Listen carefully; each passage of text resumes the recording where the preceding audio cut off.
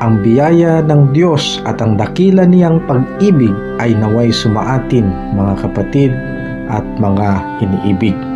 Isang mapagpalang umaga po sa bawat isa sa atin. Sinimulan po nating talakayin ang tunay na pagkahulugan ng church o eklesiya mula sa Griegong salita sa konteksto ng Bagong Tipanan o New Testament times na ang ibig sabihin ay ang pagtitipon-tipon ng mga alagad ni Jesus o mga tapat na mananampalataya ni Kristo. Natutunan din po natin doon na ang unang pagsasalarawan ng iglesia na ating Panginoong Jesus ay ang head of the church. Ibig sabihin, siya ang ating pinakapuno sa eklesiya at kaniya ito. Tayo ang kaniyang katawan. Ngayon po ay itutuloy natin ang ating pag-aaral ukol sa kung anong ibig sabihin ng mga kasunod na pagsasalarawan ng eklesiya na tayo ang kaniyang katawan, na tayo ay isang pamilya at templo ng Diyos. We are the body of Christ. Ang ikalawang pagsasalarawan ng iglesia ay tayo ang kaniyang katawan. Ang kaisipang ito ay matatagpuan natin sa sulat ni Pablo sa mga taga-Korinto sa 1 Corinthians chapter 12. At ito ay isang makapangyarihang pagsasalarawan. Ang ating makataong katawan po ay mayroong iba't ibang mga pangangailangan. Kailangan po ng ating katawan ang lumakad, ang pagsasalita, ang paningin, at marami pa pong iba. Kaya nga marahil marami po sa ating kapanahunan ngayon ang nai-stress dahil nababawasan o nalilimitahan po ang ating mga paggalaw at pagganap ng ating mga trabaho o mga nakakaugaliang mga gawain. Ang ating makataong katawan din po ay may iba't ibang mga bahagi o mga parte na kung saan ang bawat isa'y tumutugon ayon sa mga pangangailangan nito. Totoo rin po ito sa church o iglesia na siyang katawan ni Kristo. Ang katawan po ni Kristo ay marami din pong pangangailangan dahil binubuo po ito ng mga tao. Pansinin po natin ang nakasaad sa sulat ni Apostol Pablo sa 1 Corinthians 12 verse 7. To each is given the manifestation of the Spirit for the common good. Ang bawat isa po ay binigyan ng kaloob na galing mismo sa banal na Espiritu. Isa po itong mabiyayang kaloob na walang sinuman sa atin ay karapat-dapat na pagkalooban. Ngunit ibinigay niya ito sa atin upang gamitin natin ito hindi para sa ating pangsariling kapakanan kundi para sa ikabubuti ng nakararami. Nagpatuloy po si Pablo sa kaniyang pagbaybay ukol sa mga kaloob nito. Talatang 8 hanggang 11, Magandang Balita Biblia, 2nd edition.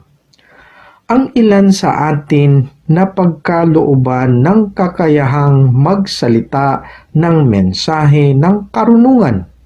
Ang iba naman ay pinagkalooban ng katalinuhan.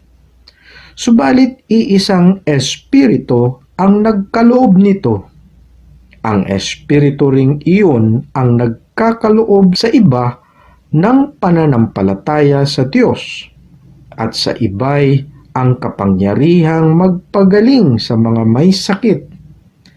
May mga pinagkalooban ng kapangyarihang gumawa ng mga himala. May pinagkalooban din ng kakayahang magpahayag ng mensahe mula sa Diyos at may pinagkalooban naman ng kakayahang malaman kung aling kaloob ang mula sa Espiritu at kung alin ang hindi. May pinagkalooban ng kakayahang magsalita sa iba't ibang mga wika at sa iba naman ay ang magpaliwanag ng mga wikang iyon. Ngunit isang espiritu lamang ang gumagawa ng lahat ng ito at namamahagi ng iba't ibang kaloob sa bawat isa ayon sa kaniyang ipinasya. Ang bawat isa po sa atin ay pinagkalooban ng awat habag upang yaon din ang ituring natin sa isa't isa. Ngunit mayroong iilan sa atin ang pinagkalooban ng higit ng pagkahabag sa kapwa. Habang ang iba po sa atin ay abala sa pangangasiwa sa bawat sulok ng ating pamumuhay, mayroon namang mga pinagkalooban ng kahusayan sa pangasiwaan o pamamahala o yung tinatawag po nating administration sa ating mga kalagitnaan. Mayroon din naman sa atin ang pinagkalooban ng kakayahang maglingkod upang tulungan ang mga nangangailangan. Ang iba ay pinagkalooban ng husay sa pagtuturo, samantalang ang iba naman ay kahusayan sa pagpapaliwanag ng pag-asa na nasa atin. Mayroon ding marurunong at may kahusayan upang tumbukin sa ating kalagitnaan bilang iglesia ang mabuting balita na siyang ating nararapat na isakatuparan sa ating mga pamumuhay. Iyan po ang katawan ni Kristo.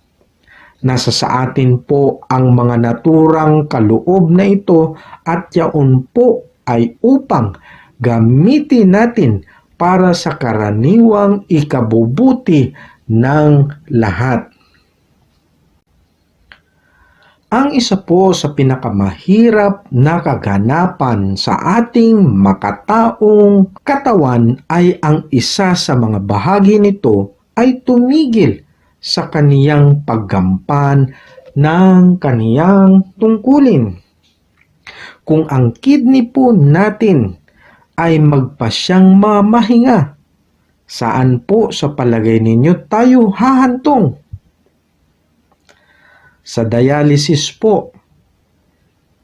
Kapag ang isa sa bahagi ng ating katawan ang tumigil sa kaniyang gawain, ang bigat ng kaniyang pasanin ay naipapasa niya ito sa ibang mga bahagi ng katawan na kung saan hindi ito sadyang naayon sa kaniyang pagkadisenyo ng mga ginagampanan. Halimbawa po, ang isang manlalaro sa basketball ay biglang nabalian ng kaniyang kaliwang bukong-bukong o ankle. Papasanin po ito ng kabuuan ng kaniyang kanang paa, ngunit hindi niya ito kakayanin, kaya ang buo niyang katawan ay tutumba. Tayo po ay sadyang dinisenyo ng Diyos na mayroong dalawang mga paa at kapag nawala ang isa nito ay buong katawan natin ay maapektuhan nito dahil dadamhin niya ito. Ang likod, balakang natin ay sasakit, ang ating mga braso't mga kamay ay mahihirapan sa pagbitbit ng tungkod o paggamit ng wheelchair na hindi niya nakakagawiang gawin. Ang ulo natin, utak o isipan at maging ang ating puso ay magdadamdam sa pangyayaring ito. Ang ego po natin ay masasaktan sa kawalan ng bahagi ng ating katawan. dahil kailangan natin at lubhang napakalaga sa atin ang bawat bahagi po nito. Ganoon na nga din po ang katotohanan sa katawan ni Kristo. Sadyang dinisenyo ng Diyos na ang kaniyang eklesiya ay maging ganito upang ang bawat isa sa atin ay gumampan o gumagampan sa kani-kaniyang mga tungkulin na nakaatang sa ating mga balikat ayon sa ating mga pinagkalooban o giftedness. Mayroon sa atin ang pinagkalooban ng husay ng magbigay ng kalakasan ng kalooban sa kapwa o encouragement. Ngunit sa pagkakataong hindi niya ito gagampanan, papasanin ito ng ibang bahagi ng iglesia na hindi naman sadyang pinagkalooban ng ganoong kakayanan kung kaya't sila ay mahihirapan. Bibigyan natin ng puwang ang kaaway o ang dyablo na makakagawa sa ating mga buhay o sa ating hanay. Magkakaroon ng mga inggitan, hidwaan o mga samaan ng loob at masisira ang magandang ugnayan sa isa't isa.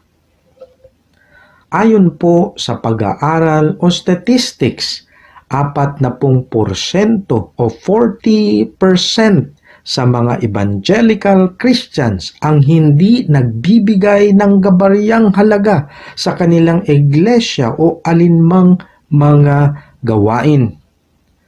Kapag ang 40% o 40% po ay hindi nagkakaloob, papasanin po ito ng natitirang 60% o 60% ang kakulangan nito. Isipin na lang po natin kung gaano kabigat ng kanilang pasanin. Ang pinakamaganda pong kaganapan sa kalagitnaan ng eklesiya na tinatawag na body life o buhay Kristiyano ay yaong ang iglesia sa bawat isang bahagi ng katawan ni Kristo ay magsasabing, "Ako ay pinagkalooban. Ako ay pinili o tinawag at ako ay inatasan na gamitin ang kaloob ko para sa kabutihan ng higit na nakakarami at upang maging kapaki-pakinabang sa aking kapwa mananampalataya. Hindi para sa sarili kong kapakanan, kundi sa kapaki-pakinabangan ng iglesia."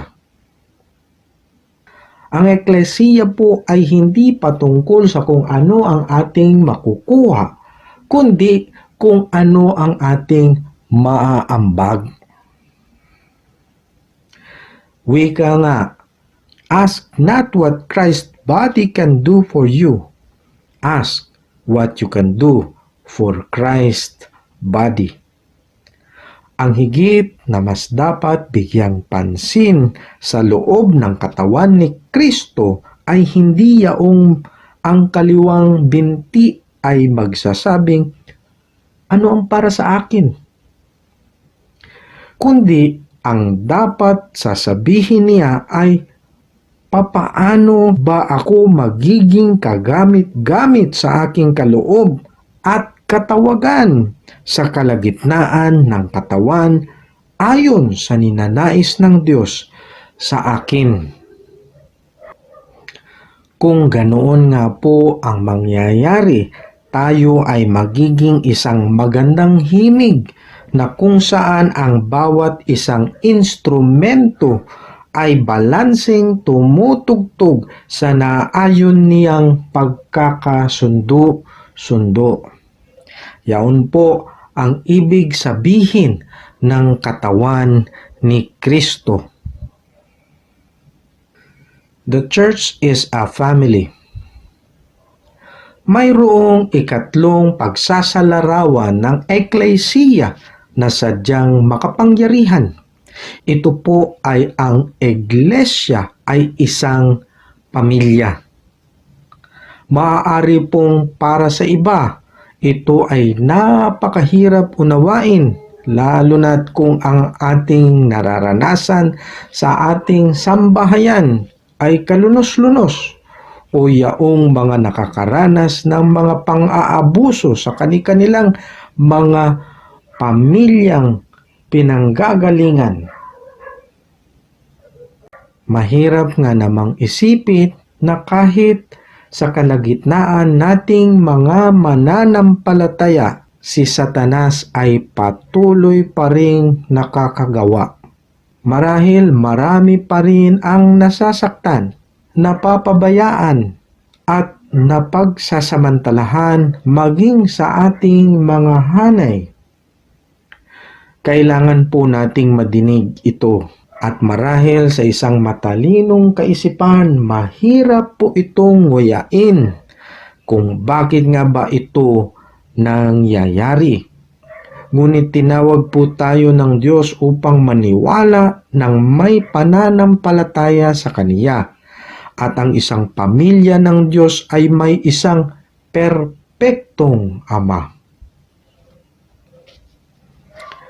Ang kaniyang mga anak na nagkakamalit, inilalagay ang kanilang mga pamumuhay sa kaguluhan, ngunit ang Diyos po ay sakdal sa kaniyang kaganapan bilang Ama na laging nagmamahal, nagdidisiplina sa mga pagkakataong nararapat, na walang panahon upang pansinin ka't paglaanan ka ng kaniyang oras. At hindi po siya katulad ng isang tao na gagamitin ka lamang para sa kanilang pansariling kapakanan.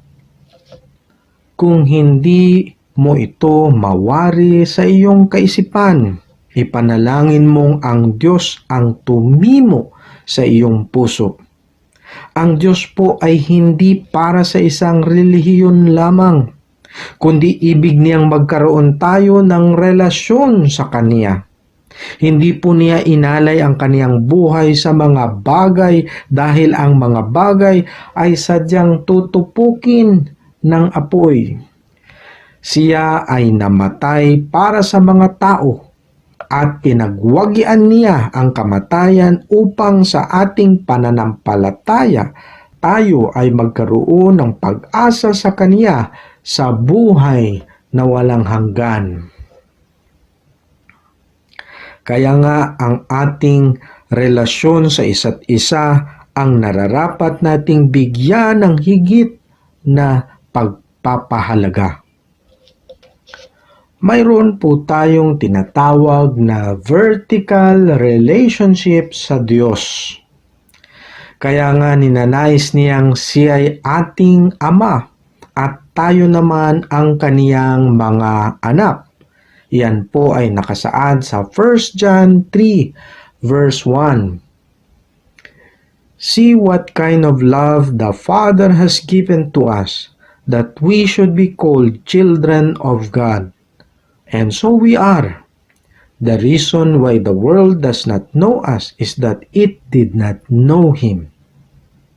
Ninanais ng Diyos na tayo po ay magkaroon ng isang vertical relationship sa Kaniya. Ganoon din naman na ninanais ng Diyos ang isang horizontal relationship. At yaon po ay sa pamamagitan ng ating relasyon sa isa't isa o kapwa-tao bilang kaniyang mga anak. Ang eklesiya po ay hindi isang organisasyon. Kung nais mo ng isang organisasyon, maaari kang sumali sa isang glee club o dili kaya sports club. Ngunit ang iglesia po ay hindi kahalintulad doon o isang religious organization. Ito po ay isang pamilya. Ikaw, ako, tayong lahat ay mga magkakapatid.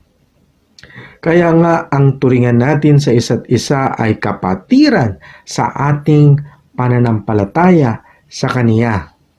Nais nating makapiling ang bawat isa sa ating mga hanay sa buhay na walang hanggan. Nais nating lubos na makilala ang isa't isa. Nais nating makisalo sa hapagkainan.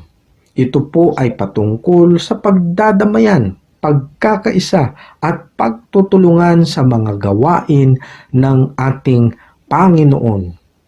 Yaon po ang nararapat na makikita sa isang tahanan o pamilya. Kung nais man nating magsumba o makipaglaro ng basketball sa ating kapwa, maaari po natin itong gawin dahil ang Diyos ay higit pa roon. Siya po ay nakikipagrelasyon sa atin. Ito man ay vertical o pataas o dili kaya horizontal, pahalang. Tayo po ay isang pamilya. Tayo po ay pamayanan o community. Sinasabi po sa Hebrews 10:23 to 25, "Let us hold fast the confession of our hope without wavering, for he who promised is faithful. And let us consider how to stir up one another to love and good works, not neglecting to meet together, as is the habit of some, but encouraging one another, and all the more as you see the day drawing near."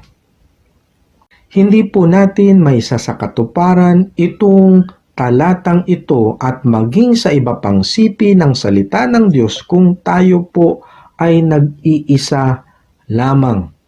Ibig pong sabihin, tayo ay ginawa ng Diyos, tayo ay nilalang ng Diyos upang tayo po ay magkasama-sama, tayo po ay magkatipon-tipon.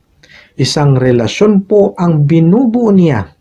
Bilang isang pamayanan ng Diyos, sisikapin din nating gisingin ang damdamin ng bawat isa sa pagmamahal sa kapwa at sa paggawa ng mabuti.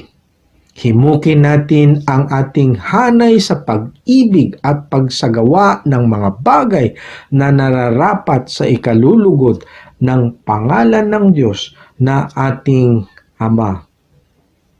Tinawag, pinili at tinipon tayo ng Diyos upang sa simula pa man ng kabihasnan ay isalin natin ang kaniyang kabutihang loob sa ating kapwa-tao. Ano po ang isinasalarawan nito? Ano po ba ang isinasalarawan na tayo ay kabilang sa pamayanan ng Diyos upang hikayatin natin ang isa't isa nang sa ganoon tayo ay magmahalan at gumawa ng mabuti? Itutuloy po natin ang ating talakayang ito sa susunod na linggo hanggang sa tuluyan nating matatapos ang Eklesiya sa huli at ika-4 na pagsalarawan nito na tayo po ay templo ng Diyos. Magkaisa po tayo sa panalangin. O aming makapangyarihan at dakilang Diyos, kami po ay mulit-muling nagpapakumbaba sa inyong paanan at kami po ay taus-pusong manikluhod na sumasamba sa inyong kadakilaan sa aming kalagitnaan. Patawad po marahil o Diyos kung kami man ay nagkulang sa aming pag-uunawa, lalong-lalo na patungkol sa inyong katawan o ang eklesiya o ang iglesia na siyang aming pinalulooban. Siya nawa na ang aming mga napag-aralan na pagsasalarawan nito na ikaw ang ulo at kami ang katawan. Kami po ay isang pamilya at napakahalaga na gampanan po namin ang aming mga tungkulin na kung saan ikaw ang nagdisenyo nito upang ang bawat isa sa amin ay patuloy na nagkakasundo-sundo, nagdadamayan, nagtutulong-tulong patuloy na pinalalago at pinagtatagumpay ang inyong gawain na nakaatang sa aming mga balikat. Patuloy po namin kayong pinasasalamatan sa inyong mga pagpapaalala sa amin mula sa inyong mga salita. Siya nawa o Diyos na ang lahat po naming mga natutunan sa loob man ng mga nakalipas na mga linggo ay sadyang hindi po namin makaligtaan, kundi ang lahat ng mga bagay na ito ay amin pong inilalakad sa tuwina, aming isinasabuhay, at pagkatapos na isasalin namin ito sa aming kapwa bilang inyong mga munting ilaw, ilaw sa mundong aming ginagalawan, ilaw sa kaliwanagan, at sa pamagitan po ng aming mga buhay, ang inyong ngalan ay tunay na nabibigyan ng kaluguran. Maraming salamat po sa lahat ng inyong mga paalala sa bawat isa sa amin, at maging sa inyong kapatawaran sa banal na Espiritu na kung saan patuloy na gumagabay sa amin, nagbibigay sa amin ng katalinuhan upang sa aming paggampan ng bawat tungkulin, lalong-lalo na sa kalagitnaan ng katawan ni Kristo o ng Iglesia, ay patuloy kaming namamayagpag, matagumpay naming natutupad ang inyong mga layunin sa aming mga buhay at lalong-lalo na sa ninanais ninyo sa inyong Iglesia. Maraming salamat po, Diyos. Pinabalik namin ang lahat ng papuri, pagdakila. Patuloy po namin ipinagkakaloob at tunay na ipinagkakatiwala ang bukas na darating, ang mga araw ng aming paghakbang, dahil alam po namin na ikaw po ang may hawak nito. Patuloy nyo kaming patnubayan at patuloy nyong pagkalooban ng anumang mga pangangailangan na meron kami sa aming kalagitnaan upang sadyang hindi magkulang, lalong-lalo na ang inyong templo. Kaya maraming salamat po, O Diyos. Ang lahat ng ito ay binabalik namin sa tanging pangalan ng aming Panginoong Hesus. Amen and Amen. Hanggang sa muli po, mga kapatid, maging handa kayo at magpakatatag sa inyong mga pananampalataya. Maging matapang kayo at magpakatibay, at ang lahat ng ginagawa ninyo ay gawin ninyo ng may pagmamahal. Sumainyo nawa ang pagpapala ng Panginoong Diyos. Sumainyong lahat ang aking pagmamahal sa pangalan ni Kristo Jesus. Sa ngalan ng Ama, ng Anak, at ng Banal na Espiritu. Amen at Amen.